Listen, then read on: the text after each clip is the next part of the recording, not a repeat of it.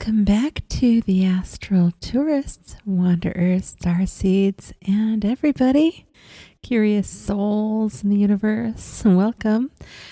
This is the place where I share my out-of-body experiences, lucid dreams, how-tos, and unexpected landscapes I encounter.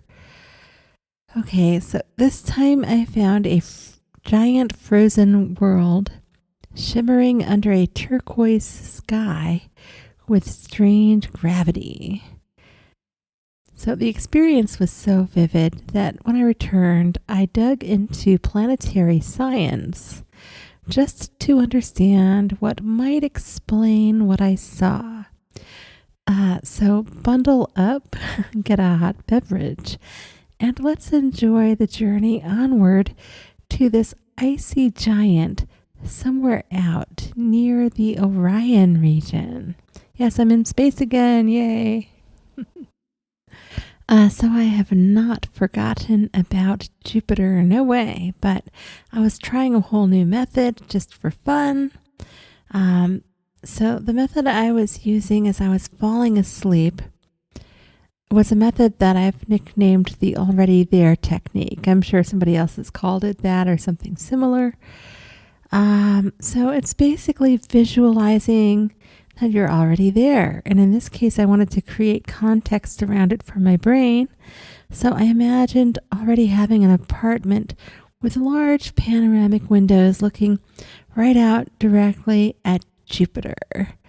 I didn't get very far when I fell asleep. So I had hypnagogia that time, which was just warm waves of bliss this time. And I was, wondering after the fact, why was it warm waves of bliss?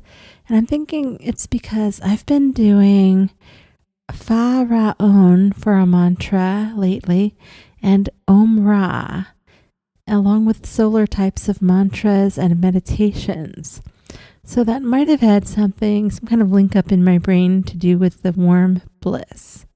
And I'll be posting more of those as time allows through the music and stuff. I've been working on a lot of music, including like a follow-up to the Echoes of Ra and invoking, solar deities, inviting, I should say. I prefer to invite, presences and deities and things like that. It's a gentler way to, be open to that kind of stuff for me. No judgment or anything to those who invoke or, use some other method. So the projection I had itself was autonomous, and I just let the warm waves carry me kind of out into outer space. I mean, it was easy. I mean, I had the hypnagogia, and usually that means I have to take command and use commands and do all this other stuff. But not this time. It was all kind of very fluid feeling in my soul. And I was just like, oh, and that's nice. And I was already lifting out and just on this journey already. And I never got control of this particular projection, but I have to admit I never tried to. I mean, I was there, I was present, I was enjoying it. So, after I was out in space for a while, I did lose lucidity. And I don't really know if I actually went by Jupiter or not. I think so. I found once I get to a certain point in outer space, and I've said this a few times, but I don't know how many people even care about it or think it's a serious thing. And that's fine if you all think it's a dream or whatever. But there's this one spot all the time that's like this corridor out to Orion. And it's like to the lower left of Jupiter, actually, in my mind's eye and in my mental landscape. So however you want to categorize it as a psychological phenomena, lucid dream, astral projection, that's where the corridor is out on into Orion and the Orion Nebula, at least in my own mindscape. But I did not experience that. There was just darkness for me, even though I was still there, observing the darkness, until I became lucid again, already floating above this endless glass smooth sheet of ice. It stretched for miles in every direction as far as I could see. Everything was brilliant, silent. The entire planet had been, like frozen, like it was taking a breath or something. I don't know. I had a weird sensation there. Like I felt like I was still like coming down into the planet, and my astral body was still getting used to it. Like I became lucid, felt like I'd been there for a while, but I wasn't sure. And so I think that's why the mid-breath thing, like I was like caught between the two kinds of thinking there. Like, have I been here for that long? I don't know. I don't think so. I think I was just like landing, And I did not sense any motion or life. And usually I go to these places where I sense motion and life. So that's a little out of character for me. They're not, or am I not being able to sense any if I had been trying to track some? But the color of the sky was spectacular. It was a highly saturated mix of light blue and turquoise, making one of those unique shades that we can only seem to find in the astral, right? I flew from east to west exploring, and I had no idea how I had actually like landed in this place because I had become lucid like when I was there. So I was just like also thinking about it from like right to left. And on what I considered to be the western side of this icy world, it changed sharply but kept the beautiful sky. And there were no clouds, by the way. I didn't notice any anyway. So there were these massive fractures carved through the ice, long jagged cracks that ran for what looked like entire continents. Like, I spent a lot of time here. I don't know how long. Like, I don't know if it was 10 minutes in the physical or an hour. I don't know. I used to have a Fitbit. I tracked these voyages on, actually. I could actually use the Fitbit for that. And a lot of these longer space journeys I noticed happened when I was in a deep sleep. But that's besides the point. Anyway, these cracks reminded me of Europa's cracked crust, but on a scale far larger. So I have seen pictures of Europa before, and these cracks weren't everywhere or anything like that. And this seemed very different than Europa, actually. But it was kind of like, if you've ever seen a picture like that, it was a little bit like that. And I could make out a small, brilliant white sun high in the sky. And I could sense the cold and some kind of movement beneath the surface, as well as a very thin atmosphere. Like I wasn't exactly trying to breathe, but just sense the air. And I could tell like there was something there, like in the air. But I didn't want to push it and actually think about breathing, because thinking about anything to do with the physical body will wake you up. So I was running a fine line there and that kind of thinking, but I made it because I explored more. And I also figured there must have been sound where the cracks formed, like when they formed. Like, I don't know if you've ever heard glaciers cracking, but they're loud. And I couldn't hear anything when I tried to just listen around me. But that's not uncommon for me in the astral. So I don't know if this place was actually super silent, or if that was just my own lack of ability to hear. Okay, so now I'm going to share about flying in this area. I was using very controlled styles I've learned over time. With line of sight, keeping close to the ground but not too close, also fixating a bit ahead, a bit above, using 360 on and off. It's a whole routine I have. So when I lifted from the surface, which I wasn't actually touching, just like kind of floating above in the beginning there, and then going forwards and using line of sight and, feeling the air and flying, but not going too fast, because remember, I spent a lot of time here. And then other times I would notice I was going fast, actually. But this is a little mixed up because that's how the experience was. I would sometimes hit pockets of these invisible regions where it was like I was pushed up faster and then stretched and bent around in odd ways. Now, this isn't a new thing for me. When I've explored other planets, I've had that happen as well. But this was like out of this world stretching, like stretching and bending. And oh my gosh, I wish I could do this kind of yoga in my physical body kind of stuff. So, and gliding horizontally was even stranger. It felt as if the planet had invisible, like gravity, ridges and dips, and I was like almost sliding over them, even though I was still flying and floating without being able to predict where the next one was. Like I had all my like astral senses on high, but I couldn't predict these. And I think it was because I wasn't scanning below the surface. That's what I missed. I missed scanning below the surface for the gravity wells and things. And I'm sure it has something to do with the planet's inner core, but I didn't do that. So, oh well, on me.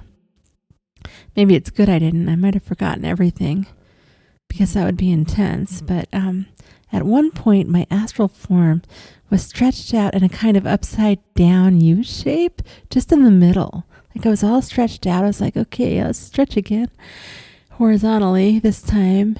And then like there was this big upward motion, but it didn't like make me a triangle. It was an upside down kind of U.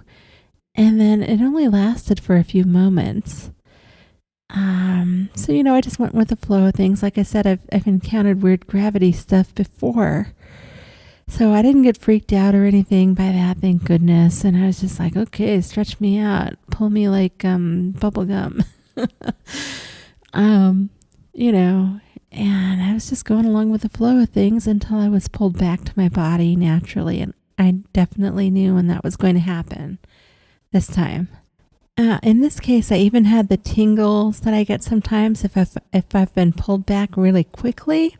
And that time it was because of a hot flash. So, I was sweating, but it was because of a hot flash, not because of fear or, some other stuff. So then I kind of slipped into another astral projection or dream. I wasn't super lucid for this next bit, so I can't tell you really which one very well.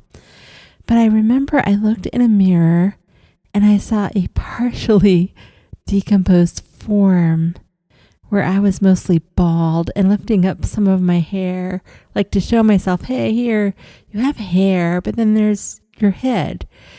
And I've been trying to grow out my hair, so I thought that was kind of funny.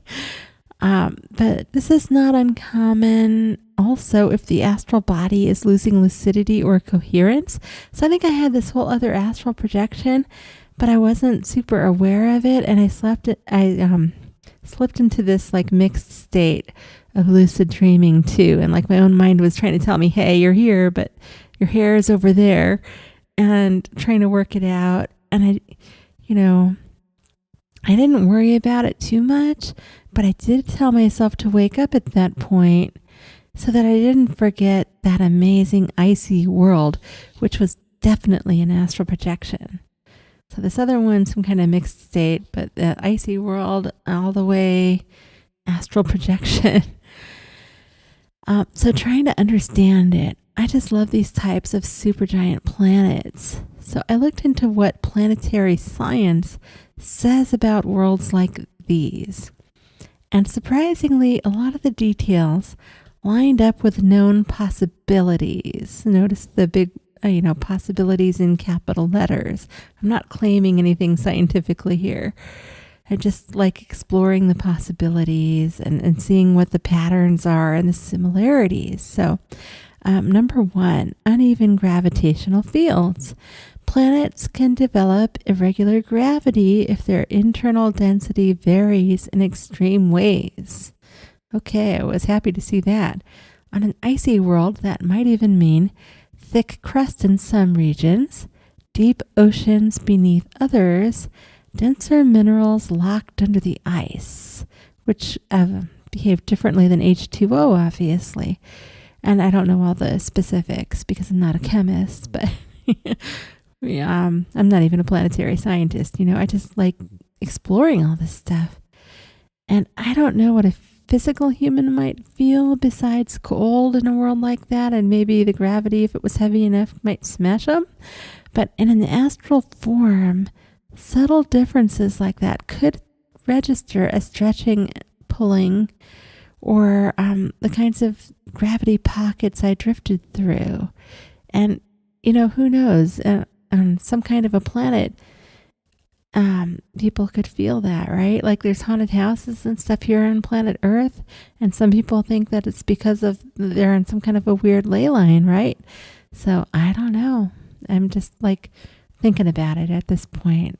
On my reference to haunted houses, I was not like alluding to the like the echoes, like the memory echoes that environment has sometimes. I was thinking more about like where the gravity shifts and things move around and people like attribute it to a poltergeist, but it's probably not most of the time. So number 2, a cracked hemisphere. The enormous fractures across the western side makes geological sense as far as some of our science goes. A planet orbiting close to a massive star or companion world could be under tidal stress, or used to have been, causing one hemisphere to crack and shift and the opposite to remain smoother. And I found out moons like Europa experience this, just not on such a grand scale. Okay, great to know, right? The turquoise sky, that rich blue-green atmosphere, suggests a nitrogen-dominant air mixture, which really fascinated me because I've been on other planets like this before and the sky is more white or with a tinge of yellow or something, not this wonderful blue-green, right? So from what I found out, the blue-green atmosphere suggests a nitrogen-dominant air mixture with enough density to scatter the light from a young, bright, white blue star. So there we go, blue star. And there are a number of blue stars in the Orion Nebula, so why Orion fits. The Orion region is one of the galaxy's most active star-forming neighborhoods. It's filled with newborn stars, swirling ice and dust, and worlds still cooling, cracking, and shaping themselves. Also, I've personally had spontaneous astral projections out towards the Orion Nebula before, hence my knowledge of this corridor thing that I was talking about. And this place had the same kind of vibe, is all I can say. I can't be certain because I lost lucidity during the space travel portion or most of it, but my astral senses say that I was in the Orion Nebula region. I feel it. I knew it. I knew it when I was there. I didn't know where I was, though. I think this is a new place that I've discovered in the astral, or at least in my own mindscape, depending on how you want to look at it. So, yeah, wow, love it. Another icy world, another water world. Thanks for tuning in and sharing this journey to the frozen world beyond Orion. Experiences like this can remind us how vast, strange, and beautiful these realms can be, and how much we still have left to explore. If you enjoyed traveling with me today, please like, subscribe, or leave a comment. Until next time, happy astral travel.